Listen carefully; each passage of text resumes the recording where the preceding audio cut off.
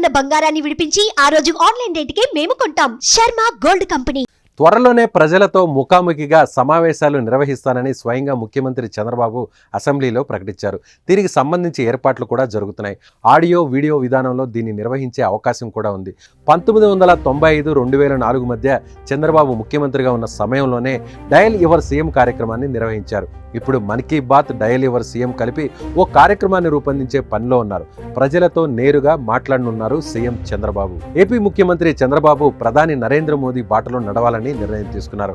మోదీ నిర్వహిస్తున్న మన్ కీ బాత్ తరహాలో ఏపీలో కూడా చంద్రబాబు ప్రజలతో నేరుగా మాట్లాడాలని నిర్ణయించారు. ఈ కార్యక్రమాన్ని సంక్రాంతి నుంచి ప్రారంభించే అవకాశం ఉందంటున్నారు. ప్రస్తుతం ఈ కార్యక్రమంపై చర్చలు జరుగుతున్నాయి.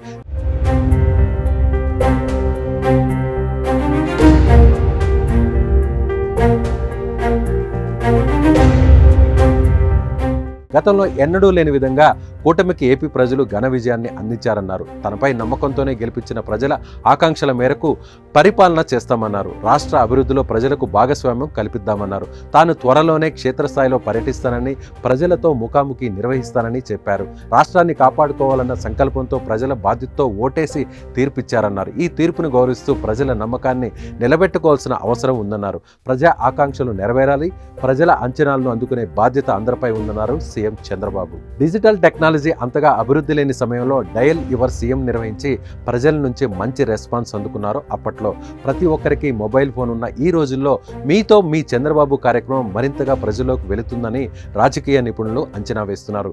SMS ద్వారా కూడా ప్రజల సమస్యలను ఈ కార్యక్రమం ద్వారా సీఎం తెలుసుకునే అవకాశం ఉంటుందని భావిస్తున్నారు. సో పబ్లిక్ కొత్త సంవత్సరంలో కొత్త కార్యక్రమాలకు సిద్ధం కండి.